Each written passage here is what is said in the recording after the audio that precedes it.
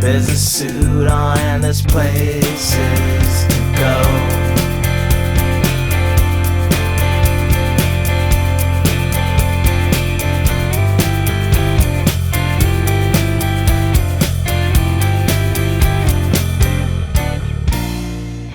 Hey, Kujing. Here we go. I have bated breath. We're going to talk about Tom Petty's second solo album, Wildflowers, released in November of 1994. Some reason I thought it came out a little bit later, but it was in 1994. In the heart of the grunge era. I'm going to say right off the top, I'm not necessarily the hugest Tom Petty fan, though I will admit he's one of the greats. So for all you Tom Petty fans, I don't want you to get mad at me. I am ceding the point, and I'm not arguing that. But I'm curious to see what you think of the things that I bring up. So before we get to Wildflowers, sort of a departure for him, right? Would you say it's sort of a departure for him? That's a good question, because the thing about it is that it's like I listened to it today. So like one of the big things about this album, right? It's kind of underwhelming, but I'm also like, there's a lot of stuff to talk about. So we've had episodes, I think, where we were like fawning over records, really, right? And then this is the first album where I'm like, no, and it's the big story about it is that Stan Lynch, that's the drummer's name. He quit during the recording process or during the whatever, and he was kind of like fluctuating between like either I'm not feeling these songs or also kind of like, are you guys serious? Like, this is what you're doing for your next album? Like. So for Stan Lynch, I think it was a departure in maybe in quality control, maybe in style. I don't know. To me, it doesn't really feel like a wild departure from Tom Petty's stuff, really. It seems to be kind of a typical album for him. So that's why I don't see it as a departure. I thought the same thing, because I heard about how it was kind of like a shift for him. I mean, you know, he's in his 40s when he did that, right? I guess it'd be helpful just to do another quick rundown, kind of like leading up to it. So real basic timeline. We got his start in the 70s. He's from Florida, right? He does that Mudcrutch band first, apparently. Like that was the band I think he came to LA with. It's interesting. He started with Failure. So there was Mudcrutch. He moves to LA. You know, he does the industry grind. He sort of kind of takes the lane of being somebody who sort of pushes back against the record industry in a way, right? That was sort of his thing all throughout his career. From the 70s into the 80s, he breaks out with Tom Petty and the Heartbreakers and Damn the Torpedoes, which I think was 79. That's the album that has like Refugee and Don't Do Me Like That, which I think Don't Do Me Like That is one of his best songs. Oh, the first album, the first album, I want to say, and we're coming off kind of not knowing a lot, but the first album I want to say has American Girl on it. Yeah. And that I think that's a really great song. Like it's really good.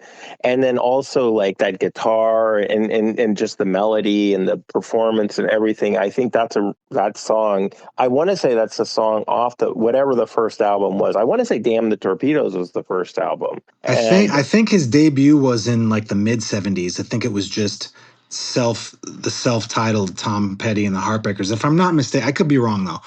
And then after that, I guess he was sort of doing in the 70s or late 70s, early 80s, what Pearl Jam was sort of doing with Ticketmaster in the 90s. He was pushing back about pricing, and he was on records. Yeah, he was being a real pain in the ass to them with stuff like that, which I can respect. I really love that. You know, it's pretty cool. In the, you know, like the 80s was sort of, I guess, his commercial peak. He did Hard Promises, Long After Dark, and Southern Accents. I guess Southern Accents had Don't Come Around Here No More on it. Yeah. Which was a really big hit. That album is interesting because there's some songs on there where they're doing kind of a heavily produced 80s synthesizer vibe to it. And then there's some songs on there that are more kind of like a little bit more rustic Americana sounding. But Don't Come Around Here No More was a really big track. Basically, in your chronology, you're leading up to like Full Moon Fever, right? Is that Yeah. But well, before that was the Traveling Wilburys, right? Wasn't that before Full Moon Fever? He was sort of doing the Traveling Wilburys thing with Dylan and Harrison and Orbison, and then Jeff Lynne produced it, and I think it was almost around the same time Full Moon Fever and the first Traveling Wilburys album. Yeah, you're probably right. Then Full Moon Fever in like the late 80s, 89, Yeah. which was, Free Fallin' and I Won't Back Down and stuff like that. And that was sort of, yeah, I mean, he's got a really impressive track record, man. His lexicon is pretty impressive. Then he goes into the early 90s. He does, was it Into the Great Wide Open? Yeah, that actually is I think an underrated album. It only had like one. It only had like one kind of semi-hit on it, and I think it was Learning to Fly. And Johnny Depp is in the music video for it. It's pretty good. All right, so then that gets us to the 90s. He's got tour fatigue. He wants to kind of do something a little bit different without the Heartbreakers, even though the Heartbreakers end up being on the Wildflowers album. But Wildflowers was the one where, he brings in Rick Rubin, right? Mm-hmm. And the rest is history, I guess. I guess we can get into the album now. What are your thoughts? I would have to say to give you something to kind of jump off on. My first thoughts when I was listening to it, the first thing I said was like, Jesus Christ, really? Like an hour long album? It's a bit long for my taste. I felt like it could have been half as long and the album would have been way stronger. It's funny because I remember the last time listening to it in the car. And then when it got to a particular track, I was like, okay, now the CD's coming out and something else is going in.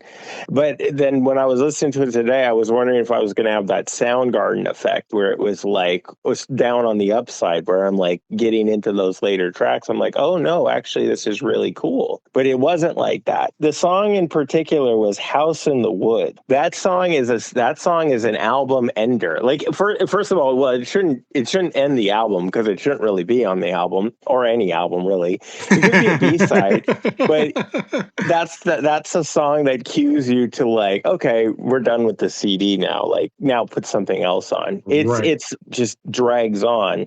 It's interesting because the interview Rick Rubin had with Rick Beato.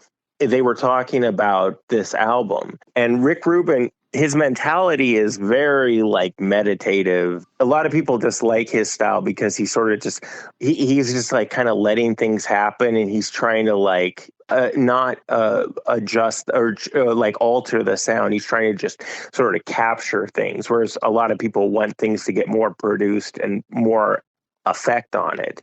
And I remember like him talking about this album and how he was really letting Tom have lots of time to work on each song. Oh, as opposed to like, you got to have this song done by this time. He was really giving him a long time on each song to figure out exactly what he wanted to do on it. I think they spent like a year and a half hanging out and recording. Yeah, it was just Rick Rubin has really like he would be a nightmare running like your studio session because the bill would be insane. But yeah, he was really just the clock was just running, or the meter was running, and they're just in there. What do you think of this? What do you think of that? So in that sense, I do kind of respect that then the fact that it's kind of this ponderous sort of thing, and it did yield some really good songs. I'm bringing that up because I think that's an important sort of detail to mention in relation to this album, was this influence that Rick Rubin had on it. But what I think is kind of interesting is the fact that there's songs on here where Tom Petty is more directly imitating his peers than you would expect for somebody who's really taking their time and being themselves. Because the one song I was really struck by, like, Time to Move On, the synthesizers in that, and also his delivery, it's Bruce Springsteen, really. It's like he was just sitting listening to like Springsteen's like Streets of Philadelphia or whatever that kind of stuff was, and he just really like came up with his own sort of Bruce Springsteen song. There's another song later in the album where he's imitating Bruce Springsteen, and then some of the songs he's really like imitating like Neil Young. Is it You Don't Know How It Feels? Like You Don't Know How It Feels is really kind of like Tom Petty doing a Neil Young type of song. And yeah, that song is so good though, man. That's probably my favorite Tom Petty song. It's so good. It is really good. That was the single, right? But it every time I hear it, I'm like, okay, he was dialed in for that. Can't necessarily say that for all the tracks, but that one in particular, "It's Good to Be King" was another song where he has a line, "Everyone will swing when I'm king" or something like that. I was like, yeah, yes, I love it. It was so good. I think You Wreck Me is a really good song. That was a single. That really captures that kind of 90s sort of energy. I think that it's kind of strange. If you look at the whole album, I think the title track, which starts out the album, it's really authentically Tom Petty, and it's a really sincere song, and it's actually really good. I would put Wildflowers in my favorite songs here. Wildflowers, You Don't Know How It Feels, and I think there's a song on here. It's called like "Don't Fade on Me." That's a great song. Yeah, that's great. It's kind of got the finger picking, and I was listening to it. I was like, "This is really good." I think those are like my and "You Wreck Me." Those are like my top 4. How do you think this album fits in the time that it was released? Because, obviously it's sort of sonically, it's a counterpoint to all the grunge stuff that's happening. Do you think that there was something in him that was sort of making a statement like, no, I belong here too? It's kind of interesting in that when you put it that way, because I think it's like a really defiant sort of album. I think that at the exact same day in November that this got released, I want to say Amorica by the Black Crowes got released.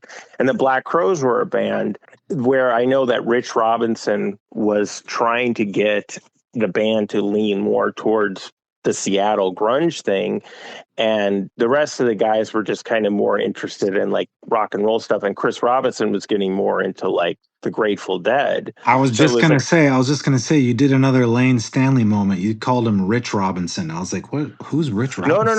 No. Rich Robinson's the guitarist and Chris Robinson's the singer. Oh, right, the brothers. Right. Okay, so within the band.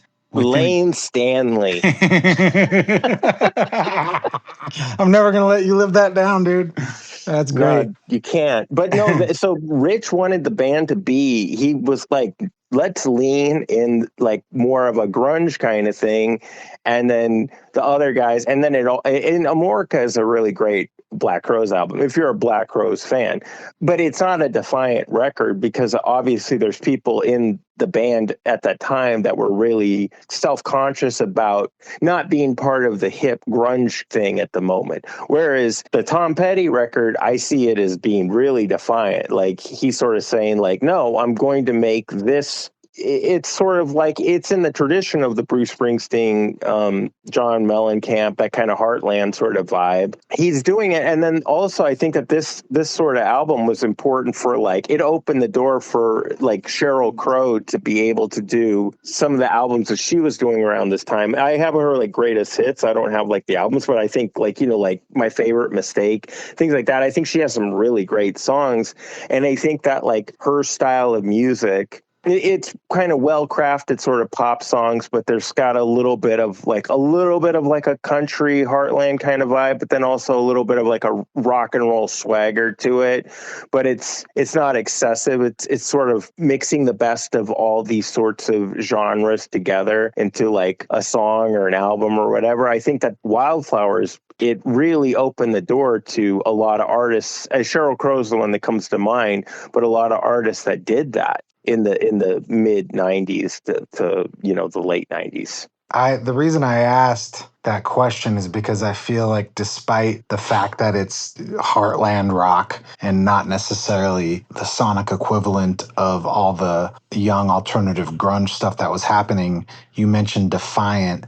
It sort of felt like that stuff spurred him and inspired him to reach beyond the things that he was comfortable with. Yeah, I mean, you would listen if you listen to this album. You would. I don't think anybody would think that this album, like it doesn't seem like this album like he's playing catch up with any of the guys out there. So if that did spur him on, then like it did it in a good way because it doesn't seem like he's trying to keep up with any of that. Do you think Wildflowers is better because it's not a full Heartbreakers album? Do you think that sort of that creative freedom from the usual band chemistry kind of, and also Rick Rubin being there acting as, you know, the bookstore cat of a producer, just kind of like hanging out and like being like, cool, man, yeah, let's try this. Oh, that feels great. Do you think that do you know what I mean? That's what it reminds me of. It reminds me of like you go into the bookstore and there's a fucking cat on a pile of books and you're like, oh, this place is awesome. You know? I don't know. Like, do you think that was the reason? Because again, he still used some of the guys, so it's not like it was a complete break from it. No, I think that Full Moon Fever, because that was an album that like I think he was really sort of like astounded with like Jeff Lynne. And I think if you listen to like because I to be honest, I do have like Tom Petty albums on CD and stuff, but mostly I listen to like anthologies or greatest hits and things of that nature, you know? So I listen to more sort of like encapsulations of his career. I think Full Moon Fever was an album where it was a real jump. He really got it together, and he had Jeff Lynne's particular production craft, which was at its like zenith or whatever at that moment, and everything, and it all just aligned. And he really, the songs are played. Some of them are played out. Like you don't want to hear Free Fallin' anymore, but you don't deny that Free Fallin's a great song. But it's really good all the way through. And it doesn't waste your time. Like Zombie Zoo is like the last track and it's totally cool. Whereas this one, you're like, it's kind of arduous, you know? And I think that I think it is basically still a Heartbreakers album, but for like whatever reason, he kind of, I think it was maybe record contractual stuff, maybe also a little bit of irritation with, you know, Stan Lynch and stuff. But like, I think one of the things that I wanted to mention, this album, it's 94. This is kind of the death knell for Tom Petty, right? I mean, I think the greatest hits got released maybe a little bit before or a little bit after, and it had Last Dance with Mary Jane on it, which was really good. After Wildflowers as an album, he doesn't get any more hits. On that note, do you think he's past his prime as a songwriter? At that point, he'd been doing it for, you know, 20 years. Should we be grading him on a curve at this point? Well, I'd have to go and listen to those albums like Echo, Mojo, and there's another one, you know, the albums that came after it. I'd have to go and listen to them. I never bothered to listen to them, but like, and The Last DJ, I think like when The Last DJ came out, people were putting him on, like he was on like magazine covers and stuff, because like kind of what you said earlier, he's always been a really likable guy.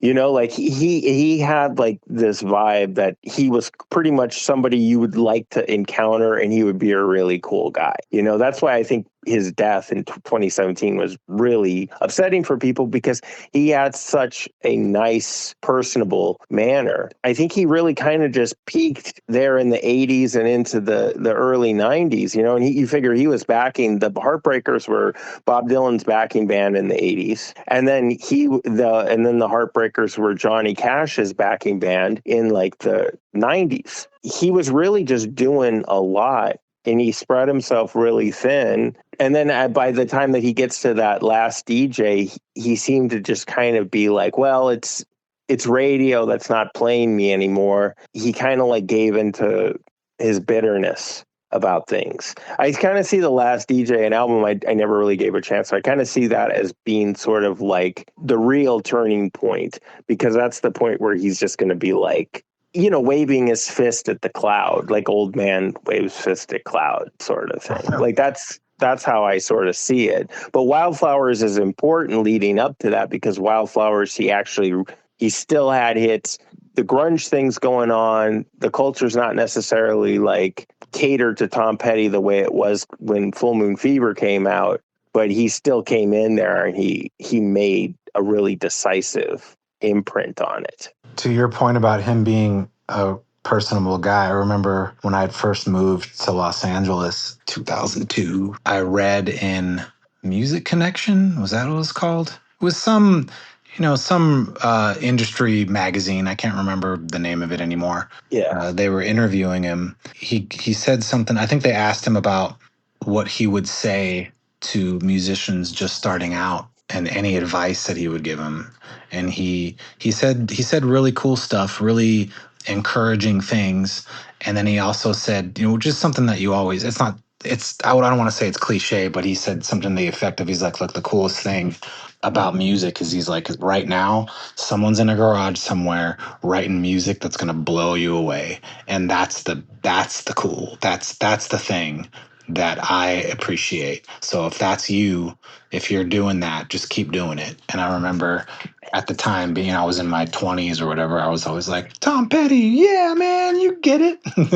Because it's easy just to kind of, when you had that much success, to just kind of get swallowed up by the excess and swallowed up by your success, swallowed up by just the fact that everybody thinks you're so awesome, and you can kind of lose sight of where you came from. Yeah, and I think that's like a really gracious comment, like a lot of people like to sort of have that kind of encouraging vibe about things, because I know, like, counter to that, you'd have someone like Frank Zappa, and I like Zappa a lot, but Zappa would, and maybe it's to his credit, he would say the opposite. He's like, there's a lot of people in garages making music now that's totally horrible.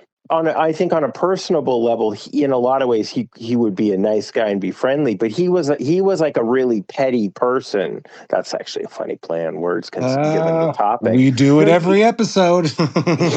He was a really petty person, because I remember, like, every single person that he ever played or talked, or every person he played with and then talked about, he always had bad things to say about, like, John Lennon, Jimi Hendrix, whatever. I even remember, like, Zappa played with John McLaughlin's Mahavishnu Orchestra. And John McLaughlin is a really incredible guitarist. I'm not really moved by his guitar playing, but, like, he's really incredible as far as what he can do, and he's a better guitarist than Zappa, though I would listen to Zappa play guitar all day as opposed to John McLaughlin. He's way more interesting. But, like, I remember like an interview where Zappa was just saying, he was just like, yeah, John McLaughlin's cool if you like to watch someone play like 1,000 miles an hour. And it was kind of like he finally hit the wall. Like, he couldn't criticize the guy for drinking and drugs and things like that, because Zappa criticized people about that. He couldn't criticize him for being a sloppy musician. He couldn't criticize the band or whatever. Any of this stuff, all the stuff he couldn't do. Finally, he was being beaten at his own game. So what does he do? He's like, well, if you like hearing it played 1,000 miles a minute or 1,000 notes a minute, then that's fine. Because he can't be gracious at all with anybody. He has to. I think in person he was probably a nice guy, but on interviews he always comes off as just being really dismissive and just bad. Like a person, like, this is like a bad person. Whereas I really think Tom Petty was kind of the opposite. I really think that, like, he was somebody who was really encouraging to, like, younger musicians and bands and stuff. If you hear what Zappa did get to make music into the early 90s, he died, I think, in like 93 and 94, but his music only really got worse, and he just dug in his heels more and more as things turned, and his music took a serious toll for it. I think Wildflowers is Tom Petty sort of not digging in his heels. He's kind of going with it. And I think ultimately your take on it is right. You would just have to edit like 3 or 4 songs out of this thing, and you'd have a pretty solid album. Yeah. I mean, if he could have had, I personally think within that hour of music, 15 songs, if he would have done 10 songs at 35, 40 minutes, that would have been the difference. That would have been such a difference. And I think that's probably also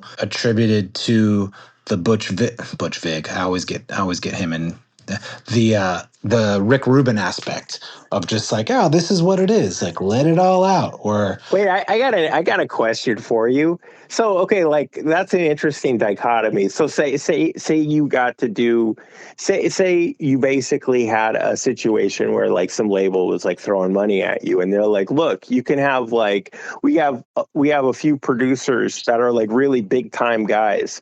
We got Butch Vig and we got Rick Rubin. Which would you rather work? Who would you like to bring Petrov the Hero in to record a whole album with? Which would you take? I think I would work really well with Butch Vig because I'm not too stingy on studio tricks and like trying to beef up a sound or whatever. I think his track record proves that he can make a polished album, but he can also really rock the fuck out. And he knows his shit. As much as Rick Rubin would be cool to work with, I think Rick Rubin's vibe is awesome because he's gonna chill you out. He's gonna be like, look, it's all cool, man. Oh, the fucking Zen flow or whatever. But in the end, I think I would want Butch Vig. What about you? It's funny. I think ultimately, like, I'm divided because my deal in the studio is very like Rick Rubin. I'm like, it's fine, whatever, leave it. But then if I was with Rick Rubin, then it's like this never-ending acid trip. Too much. Like, Yeah. Whereas with Butch Vig, you could, if you really turn him loose and you like let him like micromanage the deal. The thing is what you want to do with Butch Vig is you want to like shoot for that never mind kind of level. You don't want to overshoot where you get into garbage territory, the band, right? Where it's overproduced and everything is just, you figure, because that's really they are two antithetical producers, because like Rick Rubin, you really have somebody who's just kind of trying to capture the sound. And then Butch Vig, it's like, how can every aspect and every sound be augmented, and processed and whatever. It's kind of weird. I think if you want to have a commercial instinct about it, I think you want to go with Butch Vig. But if you want to have a thing where the music has kind of a chance to breathe, you'd go with Rick Rubin. For sure. For sure, man. Yeah, that's a tough one. I feel like they both, if you could take the best aspects of each and combine them, it would be a super producer. But you bring up a good point. I think you need somebody in the room with you that's going to be a counterbalance to whatever vibe that you bring. Yeah, that's a good way of putting it. Yeah, and it's because it's like, when you think about it, both those guys have big records under their names. Just as Butch Vig has Nevermind, Rick Rubin has Blood Sugar Sex Magic. Rubin's done it in multiple genres too, right? Yeah. I mean, he's done, Run DMC, Slayer, Beastie Boys. Yeah. Yeah. I mean, and Vig, obviously Nevermind and Garbage, but also Siamese Dream. Yeah. I mean, come on, man. That's pretty awesome. So we're going to implement a new segment into the show. The new segment is called Mamma mia, that's a spicy meatball. So this is going to be a take. I'm going to give you my thoughts, and then you can tell me if I'm full of it. All right? Okay. Here we go. Listening to Wildflowers, the biggest issue that I've always had is that he's kind of lyrically lazy. Like some of these songs on Wildflowers, I'm like, dude, come on, man. Like, and again, it's hard for me to know how to grade these old timers too. I'm not one to say you should do it one way or the other, but the lyrics on this album, some of them are kind of lame. In my honest opinion, they're kind of lame.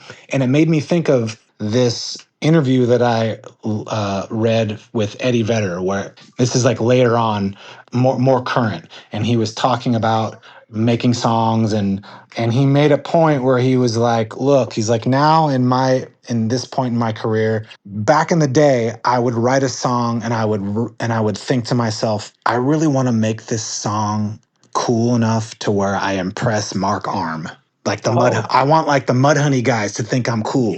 And he's like, but now I'm just writing what comes out. That's not really something that I care about anymore. And I'm sitting here going, bro, you wrote a song called Love Boat Captain, and that song fucking sucks. Maybe you should try and impress Mark Arm a little bit more, man. Jesus Christ, dude. I mean, it's called quality control, dude. I know you can do whatever you want, and I think Eddie Vedder's awesome. I love him. He's one of my favorites. But this later stuff, I'm no fan. yeah, But yeah. We all know of your non-fandom with Pearl Jam. But bringing it back to Tom Petty, that interview is what I thought of, where it's like, you're not going to tell Tom Petty, hey man, can you fucking tighten up your lyrics a little bit? I felt like he just, whatever came out, and that wasn't necessarily something that he was always super focused on. So I will say the spicy take is, I think Tom Petty's lyrics on Wildflowers, not all of them, but a decent portion of them, are kind of lazy and kind of lame. What do you think? well, I want to say something really quick about that Eddie Vedder thing. That it's interesting is that and I am firmly in the Mark Arm, Mudhoney, Green River camp. Mark Arm is just as guilty of writing lazy lyrics. The thing about it is, this kind of goes to that old Pearl Jam discussion we had. This is the thing. It's that Pearl Jam, especially with Eddie Vedder as the vocalist and lyricist, they're a fundamentally sort of optimistic kind of band, or they have a sort of like, they're on the side of things where like Peter Gabriel is and Bruce Springsteen and things like that. Maybe it's a hard won optimism, but they are on the optimistic side. Okay, Mark Arm is on the opposite. He's in that pessimistic, very negative side, right? And so just by being on the dark side, it's like the Force, right? Being on the dark side of the Force, you already have an advantage, because like you could do negativity by numbers. Like musically, I do a lot of negativity, or lyrically, I guess, negativity by numbers. You talk about blood and death, right? It's really, in a sense, it's kind of easy, right? Like I have so many songs about death, right? But there's just as much a chance to slack off and get lazy. And Mudhoney, especially the last few albums before they called it quits or whatever, were really lazy. And so it's just as dangerous. It doesn't stick out as much. Tom Petty's on the light side of the Force. I think when his lyrics come off corny and goofy and things like that, it stands out more, right? I think all the guys, if you're on that side of the fence, and I'm going to stick to this distinction, there's the light side of the Force and the dark side of the Force. And I think that if you're on the light side, if you get lazy, it sticks out more than if you are on the dark side. I would put Bob Dylan and Neil Young both on the dark side. Neil Young sort of straddles the fence. Like I feel like he's really good at not really letting you decipher one way or the other what he is. Yeah, that's a good point, because the stuff I focus on with Neil Young is the darker stuff. Like Tonight's, I think that he did certain things where he really just he planted his flag. You got like Tonight's the Night and On the Beach and things like that, and you're just like, wow, okay, dude, that totally obliterates Heart of Gold. Right. Like things like that. I think that, so for me with Tom Petty, I think that there was a few things that when I was listening to it today where I was like, it's a little sloppy lyrically, and for an album that took a year and a half of like brainstorming. Yeah, like what, dude? You couldn't do a second or third pass on some of these, man? Come on. I don't know. I'm being like, and again, this is a guy who wrote albums from the mid 70s up through the 90s. You're allowed to have some clunkers because he had more. I mean, these guys got more hits than me. So who the fuck Yeah. am I to Well, say? it's funny that your hot take though. It kind of coincides with an apprehension. I remember thinking like when I'm listening to it, I'm like reading, but I'm like listening, and that Honeybee song comes on. I was like, oh, this is a song where I was like, this is one of those like middling songs that should have been cut. But I was like, this doesn't really bother me so much. And like the lyrical thing, I think if you can kind of do your thing, whatever your lyricism is, if you can kind of say it's not that great, if you can kind of keep it in line with what's going on musically enough and not be too kind of like overt about it, then only people like you and me are really going to pick up on it. I think a lot of people are going to kind of gloss over it. People don't, the band that it inspired a lot of this, and rock and roll, as we know, is the Stones. Okay, a very interesting thing about Mick's on the dark side for sure, but a very interesting thing about Mick's actually a very, very good lyricist. And a lot of people, they're like, well, you're doing rock and roll, it's kind of sloppy, whatever, like the Stones. Well, Keith's kind of a sloppy guitarist in some respects, but lyrically, Mick is never sloppy.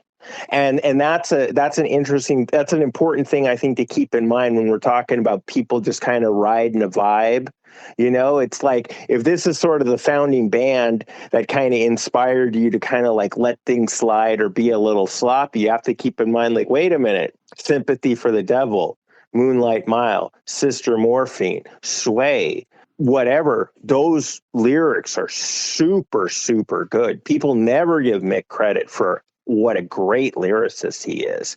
And so I think that this misapprehension of the Stones being kind of sloppy musically, being kind of sloppy lyrically or whatever, I think that kind of informs a lot of the stuff that has happened, especially in like maybe the 70s, and definitely I think in like some of the 80s and 90s stuff, of where you had people either being lyrically sloppy, musically sloppy, or whatever, thinking that like the Stones kind of set a precedent for it. But in actuality, they didn't. And I will say, it's hard for me to stand 10 toes down on that completely, because we're talking about a guy that started writing music when rock and roll was not even 20 years old. I think he saw Elvis Presley. That's what I mean. I think he met Elvis Presley at a thing, and that's what like really set him off. Yeah, and that's not and he was never really someone who was thought of as a lyricist anyway, right? I mean, no, yeah, you're right. He's not. He's and I don't mean that in a derogatory way. Tom Petty's not. He backed up Dylan, but he's not a lyricist guy. It's really the song. So I kind of view it that way. That's why I'm like It's Good to Be King. Like, It's Good to Be King is like, lyrically it's probably not that great, but like it's a good song, and you don't know how it feels. Like, the sentiment is there, even if the lyrics don't pack the punch that someone who's really got an eye for lyrics like you do is hoping that it would have. Although that song probably does for you. But you know what I'm saying? It's like it's the sum of the parts. Yeah. I guess the reason that I brought it up too is that a song like You Don't Know How It Feels, I mean, lyrically, it's not mind-blowing, but it fits within the construct of what he's doing there. Yeah. And it feels badass, even though he's not dropping couplets that are melting your brain. It's still awesome. So when you can figure out that sweet spot, might as well just make sure that sweet spot is hit.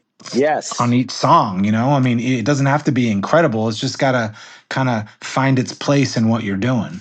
So I think ultimately we would both have a higher estimation of this album if some appropriate cuts were made. I'd say cut like 4 songs. Yeah, because then you get it closer to like that 45-minute mark. 10-song album, 35 to 40 minutes. That it would be a flawless album, I think.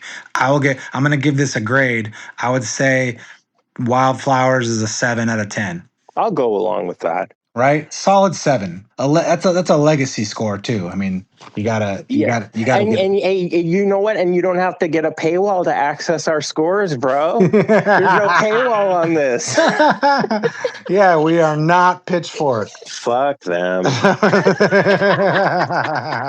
All right. Well, this the homework assignment. yeah, I was gonna say. So this episode has a couple of firsts. We had the spicy take segment, and now we're gonna be ending each episode with the homework assignment. So homework assignment for each of us. Do you want me to go first, or would you like to go first?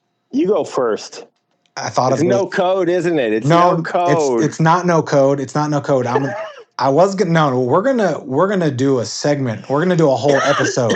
We're gonna do a whole episode on no code. I'm gonna make you listen to it that way. But for this, I'm gonna go something a little more current. It was made in after 2020, and it's definitely an album that you haven't listened to. Go listen to the album Buds by the band Ovlov. Okay. OVLOV. Kind of like got like a post-hardcore vibe, But all right, now I want you to give me one. It can be current, it can be old. It doesn't have to be 90s based. It can be wherever. Oh, I know. Listen to This Is Hardcore by Pulp. All right, so next episode we'll give our quick, 1 minute synopsis of each homework assignment, and we'll give it a score. Sounds good. I'm excited. This was a fun episode, man. It was good. I'm looking forward to. Do you want to sign off first? You want to sign off? Yeah, we'll do it. Well, we still need a proper sign off. I think we got a foothold. You have me like misappropriating Italian culture. Yeah, that's great, man. That's great. At the beginning, but as an Italian, I'm allowing you the misappropriation. You give me the C word pass. Yeah, exactly.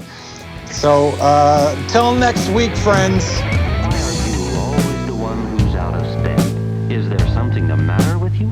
You were just standing there